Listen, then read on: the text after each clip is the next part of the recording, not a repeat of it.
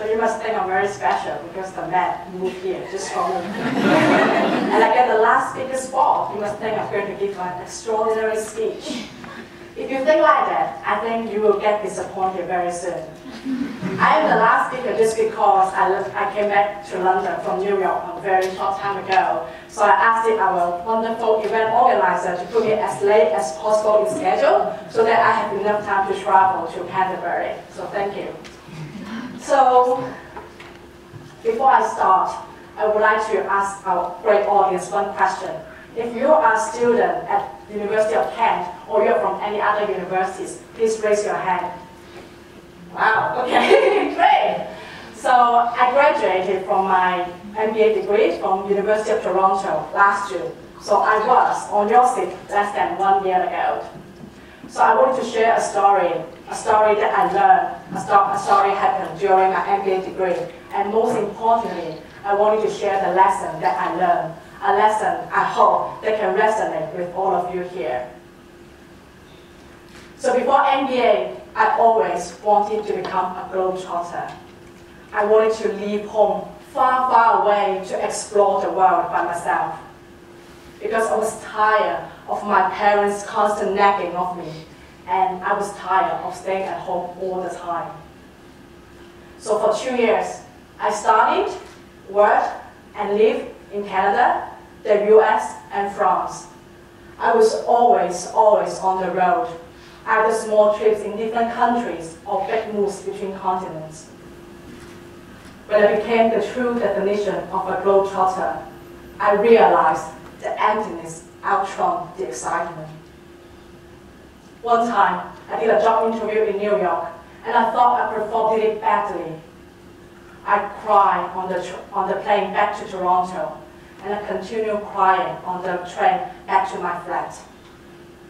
That night, I dreamed about my parents hugging me, comforting me, telling me that everything would be all right, like after a tough day at school when I was a child. I woke up and I found myself in an empty, tiny room that I rented with no one next to me. While the globetrotter journey distanced me from the parental supervision, it also took away my safe harbor, a place I could rest peacefully. As the old saying goes, East, West, home is the best. Home is important to me. Home is what I want in the long term. I learned a lesson from this story. I went on a journey to pursue something that I did not want in the long term. I made a mistake. I failed to question myself why I wanted to become a globetrotter and what it could bring to me in the long term. This TEDx talk is about discovering the truth, not only the truth about the world, the society, and the human race, but also the truth about us. Why do we want what we want? What does it mean to us in the long term? Our desires are influenced by our own unaudited understanding of what we want.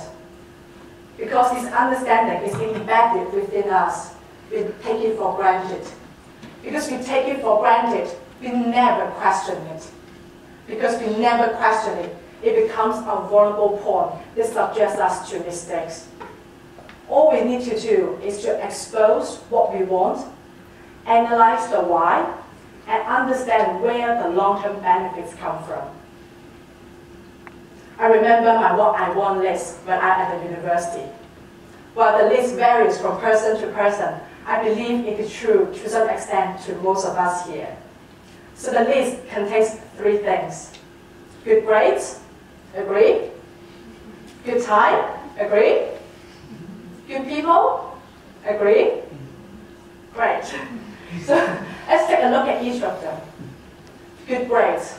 Why do we want good grades at university? To get a scholarship? To find a good job? Or to receive other opportunities? While they are all true, remember one thing. 1 year after graduation, nobody will ask our grades anymore. And nobody would even care which university we graduated from.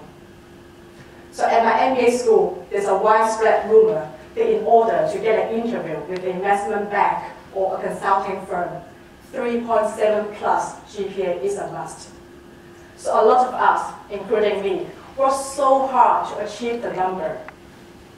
We all know McKinsey, right? One of the best consulting firms in the world. It hired only one of us from a 350 student class for the summer internship. Guess his GPA at that time? 3.4. His GPA was 3.4, not 3.7. I don't know him in person, but I'm sure he must have some strong skills for McKinsey to have chosen him.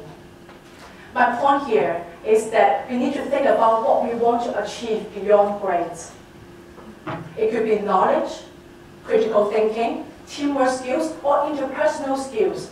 No matter what they are, the truth is that they will carry us along the career path way further than the grades will get us. Grades will get us an interview, but skill sets will get us jobs and other opportunities, and this is the long-term benefits that we should be looking for. Next, good time. Why do we want good time at university? Because we all want to have fun, and the university days are an exciting time in our lives. Campus life offers us opportunity to try different activities. We can join a debating team, we can take on an NGO project, or we can go overseas for a term. The campus is an absolutely safe place to try to explore our potentials and interests, and it is absolutely fine that we switch from one area to another. In the corporate world, we will have much less buffer to try different activities. We will be defined as what our titles indicate. It is not common for a product manager to switch and be a finance director. This is why I did an MBA, because I did not want to be labeled as a finance person based on 3 years work experience in an accounting firm. We will all miss the good time at university, the good time that generously allows us to try without being judged or stopped. This is why we need to think about what experiences we want to have while we are here, and think about how these experiences will be beneficial for us even after we leave the campus. Last, good people. Why do we want good people at university? Because it is human nature that we want to interact with others to feel joy. I may call this interaction networking. One thing that justifies the expensive tuition fee I paid for the MBA degree was that I learned to enjoy networking. It sounds counterintuitive because the society tends to have a negative association with networking, like knowing people just to shake hands, exchange business cards. It's not like that. To me, networking is interacting with the person on professional and personal level so that we could learn and feel joy at the same time. At university, we are blessed to be surrounded by people that we could network with all the time. They could be classmates, professors, camp fellows. Everyone carries different personalities, different stories, and different perspectives. They will share with us knowledge, experience, and happiness that we won't be able to get by ourselves. This is why we want good people around. Besides, later on we will realize that in the corporate world, what we know doesn't matter as much as who we know. The network we are able to build here will be beneficial for us throughout our career.